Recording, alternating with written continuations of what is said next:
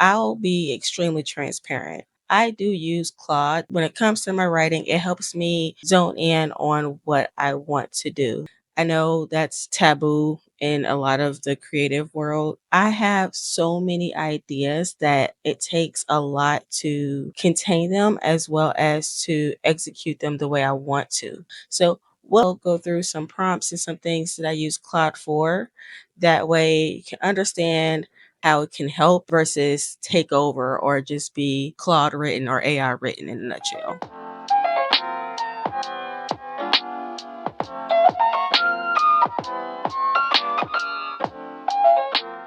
Hey, everybody. My name is Bethany. I'm the Creative Pyxie. Today, we're going to be writing. So, about a month ago, I presented the main character for my work in progress novel, Fae Beast and Blade, named Moira. A lot of you were really interested in Moira, so I figured why not bring you into my writing process and we'll work on the first scene in the second chapter. This is my 0/first draft. I'll explain more about what I mean by that a little later. This is my first time making a full novel, and I have my work cut out for me. So let's go ahead and get into it. Fae Beast and Blade is about Moira, who is the adoptive daughter of a duke in a kingdom called Matem, and she faces a lot of diversity in her job. She's a part of the military, and being the only Fae in noble society makes her a fairly big target for a lot of other people when it comes to the nobility side of things. We are introducing her character, we are introducing the world, we are also introducing her role in the world as is. Basically, overall, it's a lot of introductions. I really want to focus on how I introduce the world, on how I develop the world for the reader, as well as developing the world. I develop as I write. I am a planning plotter. There's the categories. There's either you're the pantser or you're the plotter. I am a plotting pantser. That's what it is. I'm a plotting pantser. I had to plan out a lot of what I wanted to go down before I even started writing the first chapter. One of the things was I wanted this world to be very immersive. So there are some things that I wanted to sound different, but I didn't want to be so immersive to where it's like you don't understand anything that's going on. That was one of the first biggest things that I did. And that's what I call my zero draft, where I am jotting down all of my ideas. I'm scratching down what I want for the characters. I'm trying to figure out their story arc. I'm trying to figure out a lot of different things. As I work those things out, I solidify more and more things. So as I work out the story when it comes to some lore that's very essential to the plot, I dump things, I take things out, I dump things, and I take things out, and I keep what I like, and I figure out how to make that work. Okay, so let's go ahead and get some tea because my tummy is a little bit rumbly. I don't know why, but it's nothing that some lemon ginger tea typically can't fix. So right now we are on my novel crafter, and this is basically what I have planned to go out when it comes to the first couple of chapters. And none of this is written in stone. I've already written this whole chapter. This is all chapter 1, and that's 3,000 words on its own. Right here, this is chapter 2, and this has not been summarized. In Novel Crafter, you can use AI to summarize it in your planning phase, but I typically don't use it a whole lot in that aspect.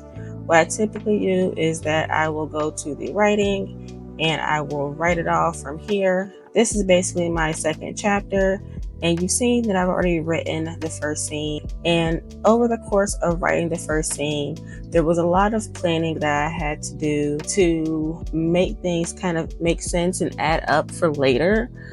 What I wanted to show you guys was how I use Claude and how it assists me in laying my thoughts out where I can see them and where I can choose which ones will work better for the story that I want to tell when it comes to Moira. And I have many chats with Claude when it comes to my story and different things.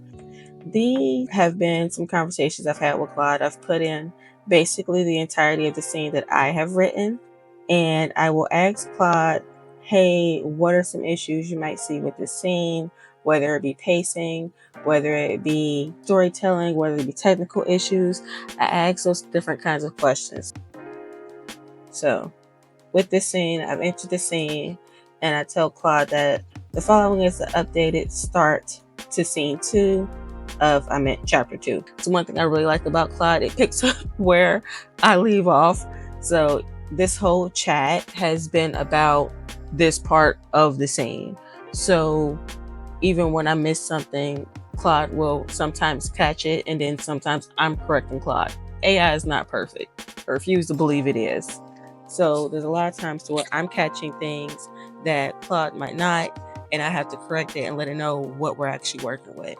But I tell it that this is the rework of the start of the scene that I'm working on, and I ask for feedback that will strengthen the scene so far. And then I copy paste what I've written into Claude. And for this is where we left off at, I believe. Let me see if I've written anything up. Yeah, so this is where I left off at. It's some things that I need to do to make it stronger.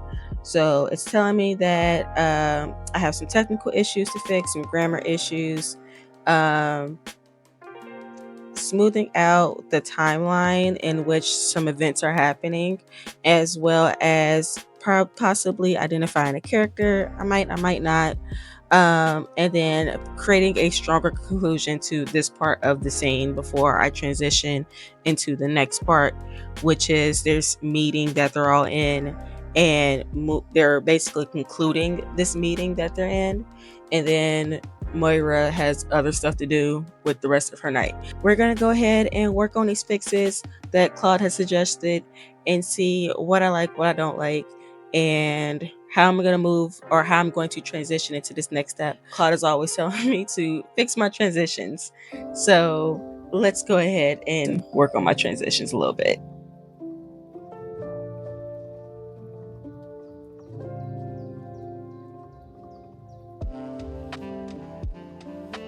Okay, so editing Pixie here. I'm realizing that the ending of day 1 and the beginning of day 2 did not take. So here's what's going on here.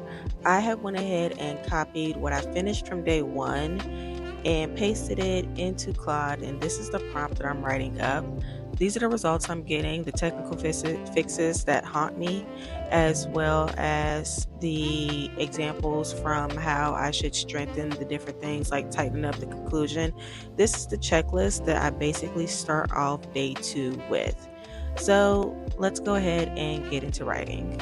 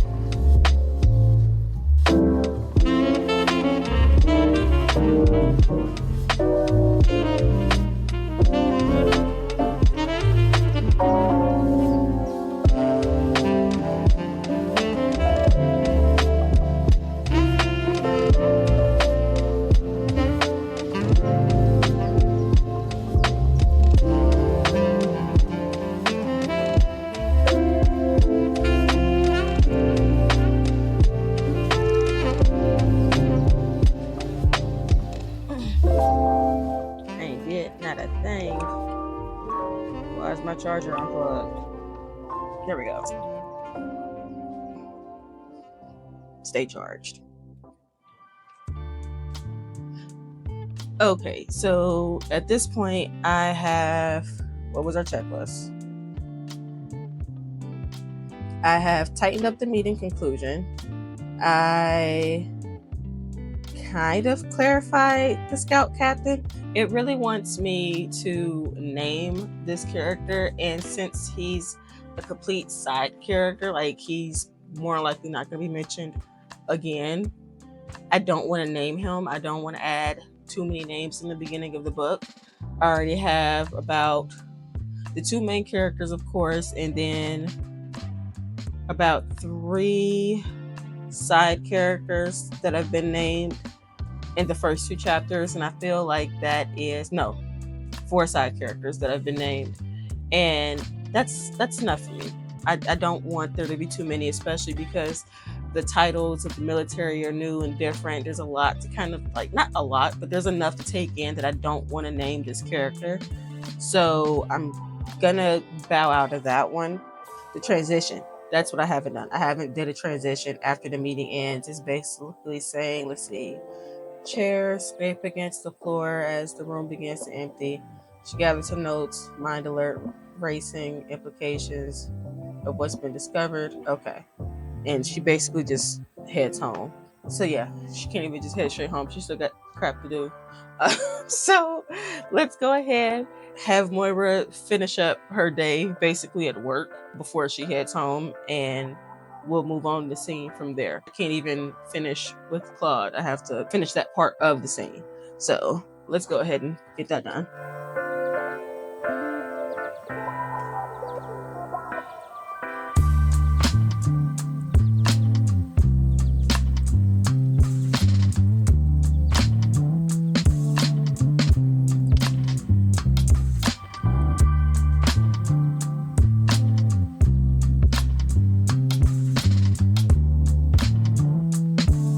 Okay, guys, so we're back.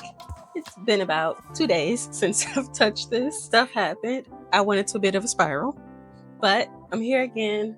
I have saged my space a little bit just to get rid of that bad energy that I've had for the last couple days. This video almost wasn't finished. It's like I almost didn't even get back up to get over here to write. But I can't tell you guys to get up and do and let you know how much it'll help if I don't get up and do. This was largely in part from 1,000,000,005 pep talks from my husband to get me out of said spiral. So if I have to tell you guys over and over again the same way he has to tell me, I will be here to tell you guys over and over and over again. Get up and do. It helps you get out the dumps. Where did we leave off? I still haven't did all the touch-ups. My storage got full on my SD card. My tablet died and my camera died. So everything just kind of came to a halt. And then I went to a spiral. So now we're picking up from there. My camera is now fully charged. My tablet is charging. My mic is charged. My laptop is charged. My SD card is nice and clear, has all the space. So we should be good to go. We need to get back onto finishing up this scene. We need to finish up the point where Moira basically kind of ends her day. And then I've also decided, just because like in this scene alone, using Novel Crafter, you can see how many words is a scene. This scene alone is 1,074 words. It's probably not a lot, but considering that the last scene was like 2,000 words and this one is kind of wrapping up on its own, I think this is going to be a scene.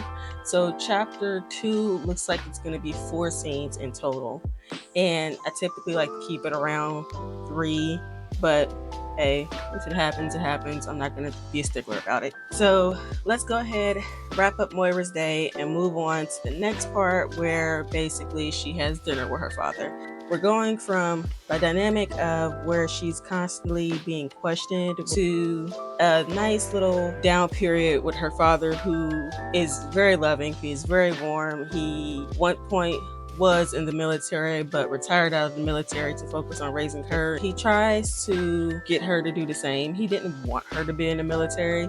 She just felt it was the best way to prove herself, and since her father was in the military, she's like, I'm gonna do what he did and they're gonna love me for it. Moira, sweet summer child. Let's go ahead and get into it.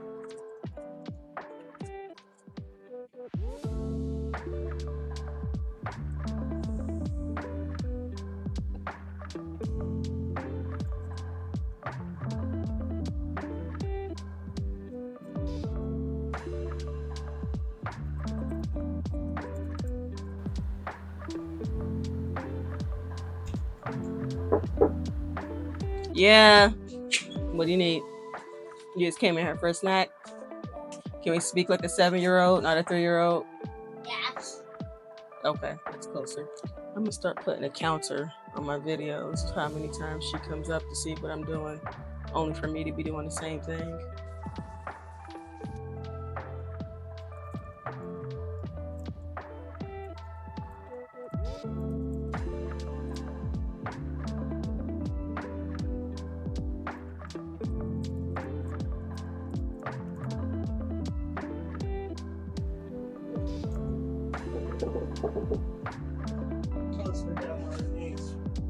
My bed for breakfast and all of my cases.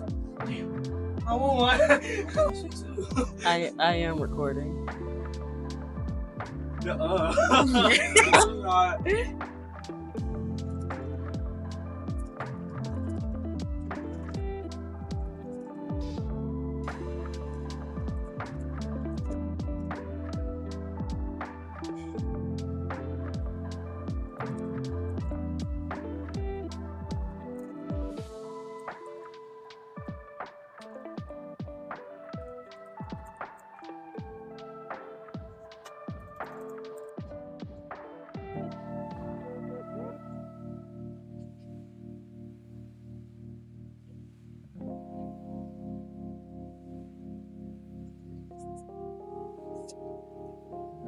So I've mentioned before that in my zero draft, I do a lot of like pre-writing, a lot of lore building, a lot of world building, figuring out what I want to keep. And I do my zero draft in my Google Docs. Here I have my different tabs. But there is something from this. It's the name of another character that'll be introduced. She's mentioned in this chapter or in this scene, but she won't be really like heavily introduced until, actually, I think the next scene, going back after I just said I didn't want to introduce any more characters. But she was in the count, I think. I think when I was counting characters, she was in the count.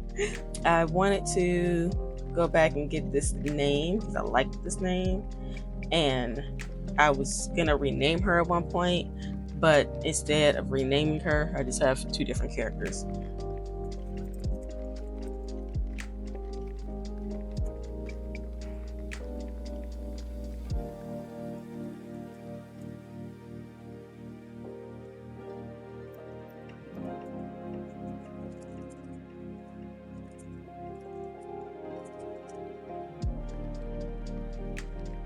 And see. Okay, so we finished up here. Let's go ahead and open up our buddy Claude. This is the scene that I've just finished, and we're going to go back, and here we go. So this is the prompt that I used last time, and I'm gonna basically ask it the same thing, just with some modifications. So let's see here.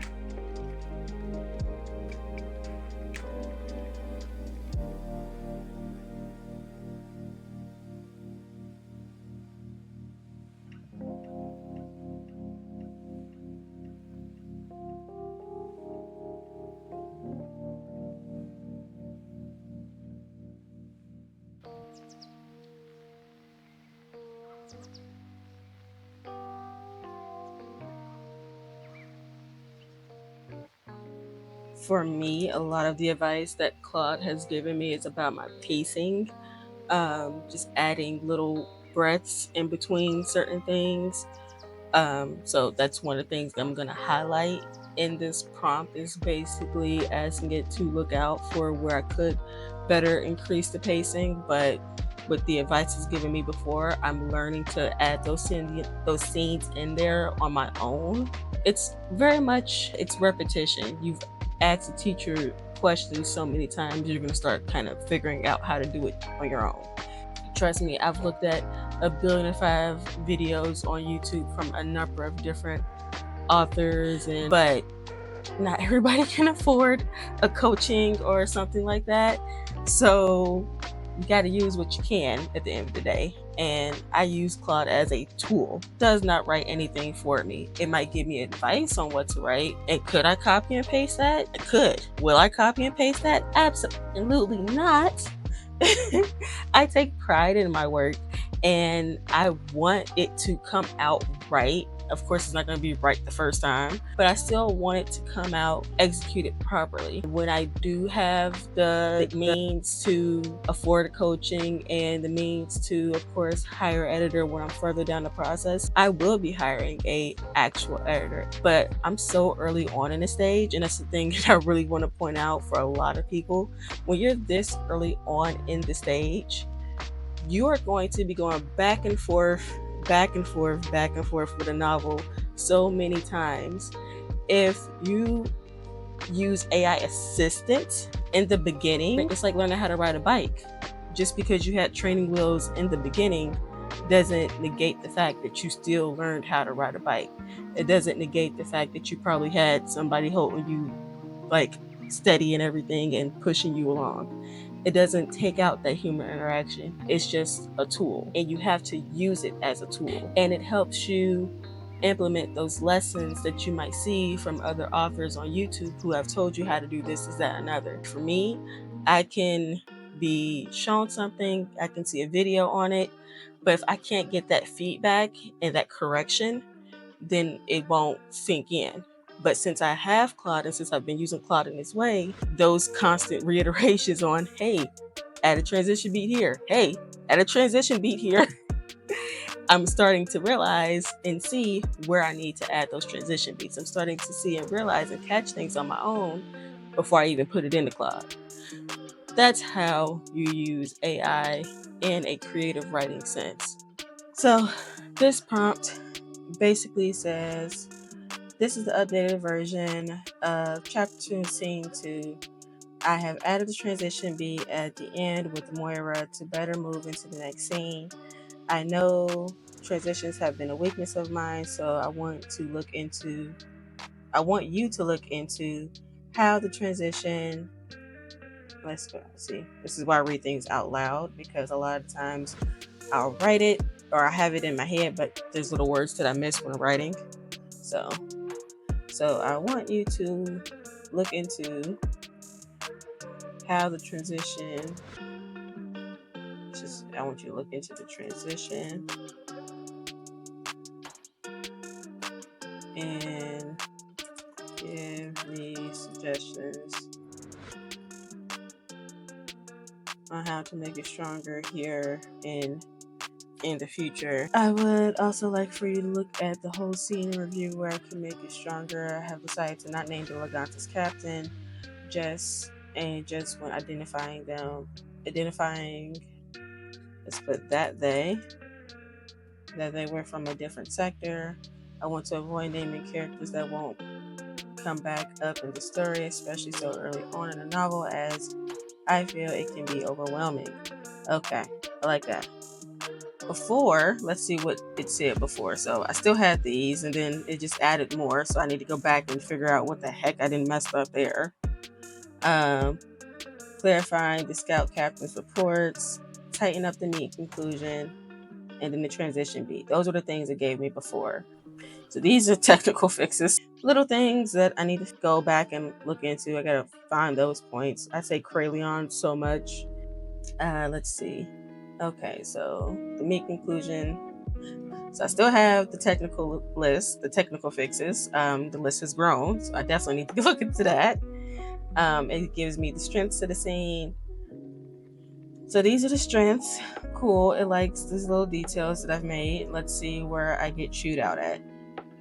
Transition analysis, current transition issues, jump from paperwork to childhood memories, feels abrupt. I felt that too. How do I do that better? Connection between current questions and past war memories needs strengthening. the shift from reflective to action, checking the time leaving, is jarring. It did happen very quickly.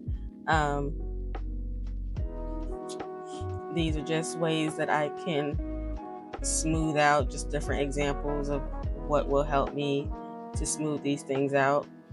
And then it went ahead and gave me some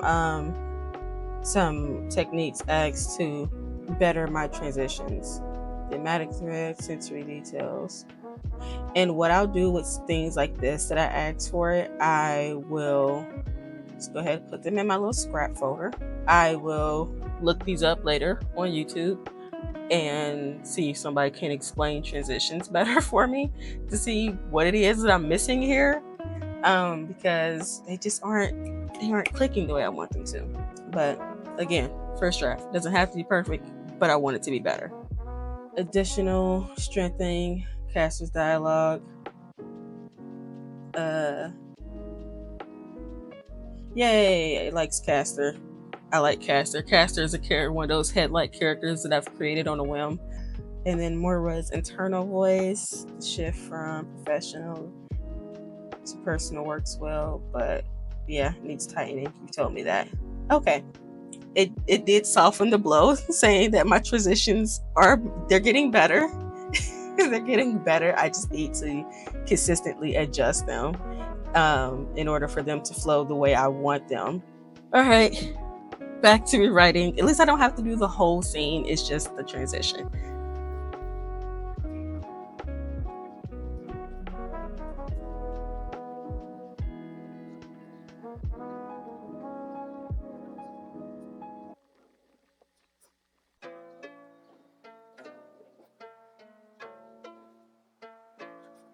So after reading these little snippets that it gave me for examples, basically they're all regarding that last paragraph that I wrote and just showing me different parts of where I could make it better. I am a feral perfectionist, so we're going to figure this out. Yeah, this 277 words. Does it have to be perfect? No, but I want it to be better. Now that I think about this first part, Claude did not. Yeah.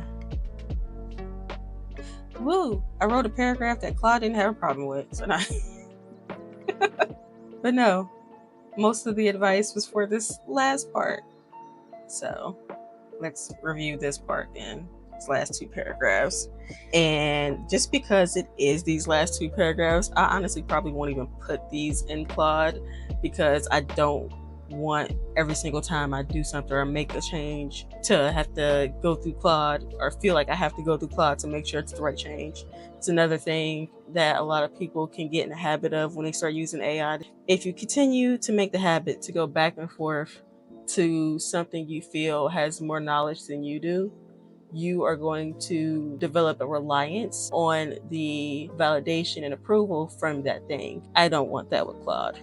Again, Claude is a tool, is an intelligent tool, and I will leave it as such. So after I do rewrite this, more than likely I won't put it back in the Claude. It helps me break the perfectionism. So yeah, I'm not going to do that to myself.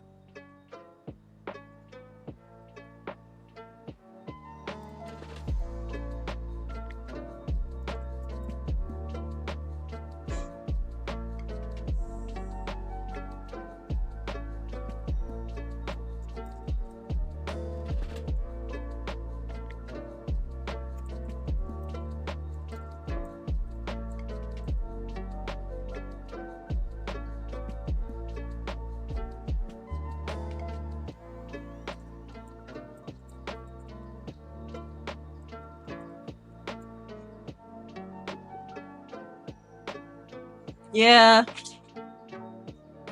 Pause. Hello. What's up? Please. Oh yeah.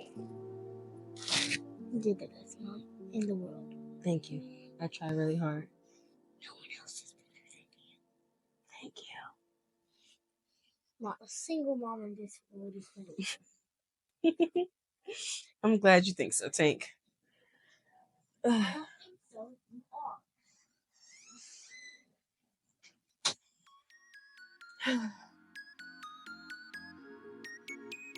Gotta love them.